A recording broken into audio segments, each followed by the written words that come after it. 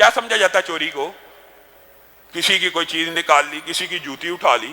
مسجدوں کے بارے میں تو لوگوں نے لطیفے بنائے ہوئے ہیں کہ جب مسجد جاتے ہیں جوتی کوئی لے جاتا ہے، جس کو ہم بڑی معمولی سی چیز سمجھتے ہیں، لیکن اس سے بڑھتے بڑھتے بڑی چیزوں کی چوری بھی ہوتی ہے۔ یہ چوری جس کو میں اور آپ معمولی سمجھتے ہیں، حرام کی ابھی ابتدائی شکل ہے، اس کے اوپر رسول اللہ نے کیسے بند باندھا؟ رسول اللہ یہ چاہتے ہیں حرام کا جو پہلا سٹیپ ہے، چند روپے چھوٹی سی چیز کسی کی چرا لینے کو رسول اللہ چاہتے ہیں، اور رسول اللہ نہیں چاہتے، اللہ چاہتا ہے السارق والسارقۃ، صرف چوری کرنے والے کو کیا کیا جائے؟ اس کے ہاتھ کاٹ ڈالے جائیں، تاکہ معاشرہ حرام کمائی کی طرف دیکھے بھی نہ۔ ہم نے چوری کے بارے میں ہاتھ کاٹنا تو سن لیا، لیکن کسی کا مال غصب کرنا اس کے بارے میں نہیں سوچا۔ کسی کا مال ہڑپ کر دینا، ڈاکو کی شریعت میں کیا سزا ہے؟ شریعت اسلامیہ میں ڈاکو کی کیا سزا ہے پتہ ہے نا؟ سزائے موت، ہاتھ اور پاؤں کاٹ کے جنگلوں میں پھینک دیا جائے۔ چور کی تو صرف ہاتھ کاٹنا ہے، اور جو بالجبر مال لوٹتا اس کو ڈاکو کہتے ہیں، اور اس کے بارے میں شریعت اسلامیہ کی جو سزا ہے، آپ کو علم ہے، ہاتھ پاؤں کاٹ کے یعنی سزائے موت دے دی جائے۔ جبری طور پہ گن پوائنٹ پہ مال لوٹنے والے کی سزا تو ہم یہ سمجھتے ہیں کہ سزائے موت ہے، لیکن بدماشی اور غنڈہ گردی سے بغیر گن پوائنٹ کے اپنے اثر رسوخ اور اپنی وجاہت سے اور اپنی شخصیت سے لوگوں کا مال کھا جانے والے کی کوئی سزا نہیں۔ آپ ذرا غور کریں، نبی کریم صلی اللہ علیہ وسلم نے فرمایا ایک بلشت زمین کے ٹکڑے کے اوپر قبضہ کرنے والا، جو اپنے ہمسائے کی، اپنے بھائی کی، کسی کی زمین کے اوپر، ایک بلشت زمین کے اوپر قبضہ کر لیتا ہے اور وہ حق مانگتا رہتا ہے، دے دے نہیں دیتا، اسی حالت میں مر جاتا ہے، تو کل قیامت کے دن یہ 7 زمینوں کا توق اس کے گلے میں ڈال دیا جائے گا۔ کیا اٹھا سکے گا وزن؟ اگر شریعت اسلامیہ میں زندگی کے اندر یہ سزائیں ہیں، اس لیے ہیں کہ میں اور آپ حرام کی طرف جائیں نہ۔ اور کیا حرام کیا صرف چوری ڈکیتی مال لوٹنا زمین پہ قبضہ کرنا ہے؟ نبی کریم صلی اللہ علیہ وسلم نے فرمایا جھوٹی قسم کھانے سے مال تو بک جاتا ہے، لیکن اس سے برکت اٹھا لی جاتی ہے۔ نبی کریم بازار گئے، مجھے اور آپ کو سمجھانے کے لیے گئے کہ میری امت حلال کما لے۔ حضرت شعیب کی قوم کے اوپر کس لیے عذاب آیا تھا؟ وَيْلٌ لِّلْمُطَفِّفِينَ الَّذِينَ إِذَا اكْتَالُوا عَلَى النَّاسِ يَسْتَوْفُونَ وَإِذَا قَالُوهُمْ أَوْ وَزَنُوهُمْ يُخْسِرُونَ۔ جب لوگوں سے مال لیتے ہیں، پھل لیتے ہیں، چاول لیتے ہیں، کہتے ہیں وٹا دکھا، باٹ دکھا، وزن پورا کر، پورا تول، یہ تھوڑا کم لگ رہا ہے، تڑکری کو صحیح طرح پکڑ۔ اللہ کہہ رہا ہے قرآن پاک میں، اور جب خود بیچنے پہ آتے ہیں تو تڑکری کے اوپر ہاتھ رکھ لیتے ہیں کہ کسی بندے کو پتہ ہی نہ لگے کہ کم تولا کہ زیادہ تولا ہے۔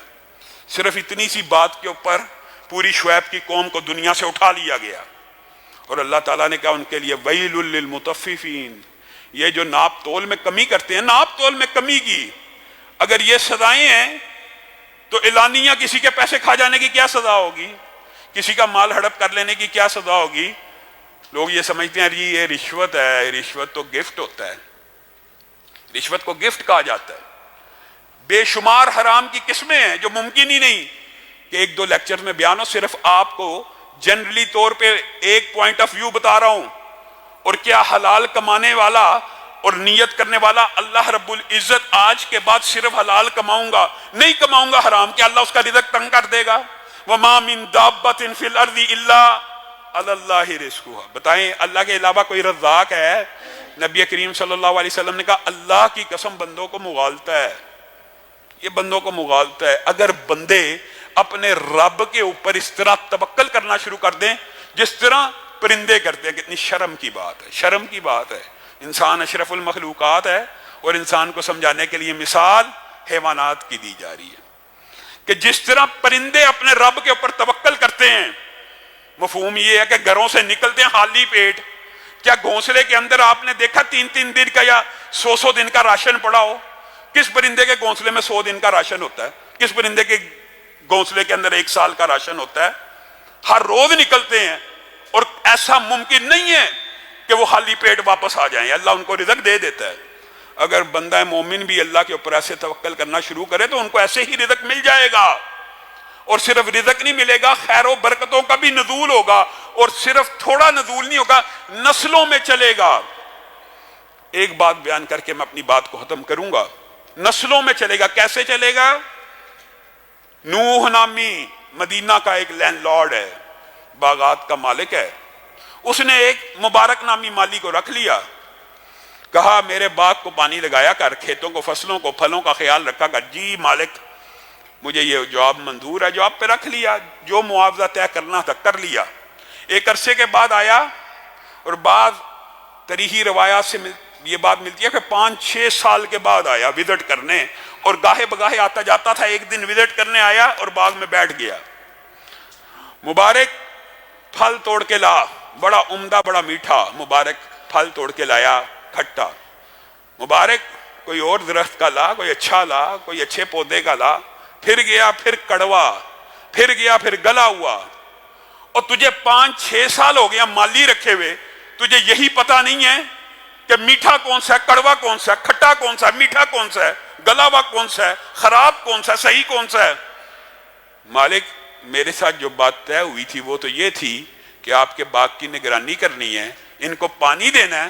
آپ نے مجھے پھل چکھنے کی اجازت کب دی تھی؟ آپ نے مجھے پھل چکھنے کی اجازت کب دی تھی جو مجھے پتا ہو کہ پھل میٹھا ہوتا ہے یا کڑوا ہوتا ہے؟ نوح کی آنکھوں میں آنسو آ گئے. اپنے گھر گیا، کہا بیٹی کیا تو چاہتی ہے کہ میری نظر میں اس وقت زمین کا جو سب سے ایماندار آدمی ہے، چاہے وہ جتنا مرضی غریب ہو، اس کے ساتھ تیری شادی کر دیا؟ جی بابا میں حاضر ہوں، جس کے ساتھ آپ چاہیں گے میں شادی کروں گی. بتائیے رزق حلال کمانے والوں کو کیا اللہ ضائع کر دیتا ہے؟ مبارک کی شادی اس عورت سے ہوئی. مبارک اسی نوح کا ملازم ہے، ملازم کے ساتھ بیٹی کی شادی کر دی. یہ حسن نیت سے کی ہوئی شادی کا رزلٹ کیا نکلا، نتیجہ کیا نکلا؟ ان کے گھر بیٹا پیدا ہوا. نام کیا رکھا؟ عبداللہ. اور یہ وہی عبداللہ بن مبارک ہیں. آج 1300 برس گزر گئے ہیں، حدیث کا کوئی طالب علم ایسا نہیں جو ان کا نام سنے آنکھیں ادب سے جھک نہ جائیں. یہ وہ عبداللہ ابن مبارک ہیں. ان کے بھی بے شمار واقعات ہیں کہ کبھی موقع آیا تو انشاءاللہ ان کی سیرت کو بیان کریں گے. ایک واقعہ لیکن بیان کرتا ہوں جو رزق حلال کے حوالے سے ہے. عبداللہ ابن مبارک اتنا بڑا مقام و مرتبہ کہ ہمسایہ اپنا گھر بیچنے کے لیے ڈبل قیمت مانگتا. لوگ پوچھتے ہیں کیوں ڈبل مانگ رہے ہو؟ کہا ایک قیمت گھر کی ہے اور ایک قیمت عبداللہ ابن مبارک کی ہمسائیگی کی ہے. اتنا بڑا محدث ہے. فوت ہو گئے. شاگرد کو خواب آئی، عبداللہ ابن مبارک جنت میں بیٹھے ہوئے ہیں، میوے کھا رہے ہیں. شاگرد نے پوچھا کیا معاملہ ہوا؟ کہا بہت اچھا گزر گیا، اللہ تعالیٰ نے بڑی اعلیٰ جنت دی، لیکن میں تجھے ایک بات بتلاؤں، یہ بات سمجھنے کی ضرورت ہے. میں تجھے ایک بات بتلاؤں. جی ہاں. وہ جو میرے سامنے لوہار رہتا تھا نا، لوہار، وہ جو سامنے میرے گھر کے رہتا تھا ایک لوہار، اللہ تعالیٰ نے جنت میں اس کو میرے سے ایک درجہ اوپر بٹھایا ہوا ہے. وہ شاگرد خواب سے اٹھا، اس کو یہ سمجھ آ گئی کہ یہ ضرور کوئی روحانی خواب ہے. وہ اس لوہار کی بیوی کے پاس چل دیا کہ عبداللہ ابن مبارک اتنا بڑا محدث جنت میں تو چلا گیا ہے، لیکن ایک عام لوہار اس سے اوپر ایک درجے میں بیٹھا ہوا ہے، یہ کیسے ممکن ہے؟ لوہار کی بیوی کے پاس جا کے کہنے لگا کیا ماجرا ہے؟ ضرور کوئی نہ کوئی ایسی بات ہوگی جس کی وجہ سے اللہ تعالیٰ نے اتنی بڑی بات مجھے خواب میں بتلا دی ہے. کہا زیادہ تو میں نہیں جانتی، لیکن یہ بات ہے عبداللہ ابن مبارک جب رات کو قرآن پاک پڑھ رہے ہوتے تھے، حدیثیں سنا رہے ہوتے تھے، حدیثیں سیکھ رہے ہوتے تھے، تو وہ لوہار اپنا کام کرتے ہوئے اللہ سے یہ دعا کیا کرتا تھا، اللہ رزق کی تنگی کی وجہ سے پریشان ہوں، اگر تو مجھے رزق حلال وافر دے دے تو میں عبداللہ ابن مبارک کی طرح قرآن پڑھا کروں گا، میں عبداللہ ابن مبارک کی طرح حدیث پڑھا کروں گا.